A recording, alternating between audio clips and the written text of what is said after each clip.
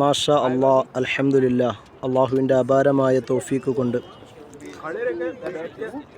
അബ്ദുൽ കലാം ഫാദിലി ഉസ്താദിൻ്റെയും ഉസാമത്ത് സഖാഫി ഉസ്താദിൻ്റെയും നേതൃത്വത്തിലുള്ള ഉംറ സംഘം ജബലുന്നൂർ സന്ദർശിച്ച് അതിലെ ഇറാ ഗുഹ അത് സന്ദർശനം നടത്തിക്കൊണ്ടിരിക്കുകയാണ്. ജബലുന്നൂറിൻ്റെ മുകളിൽ നിന്നുള്ള സൗദിയുടെ ആകാശ വിസ്മയങ്ങളാണ് നമ്മുടെ വീഡിയോയിൽ കണ്ടുകൊണ്ടിരിക്കുന്നത്. ഹറമിൻ്റെ വിദൂര ദൃശ്യമാണ് ഇത്.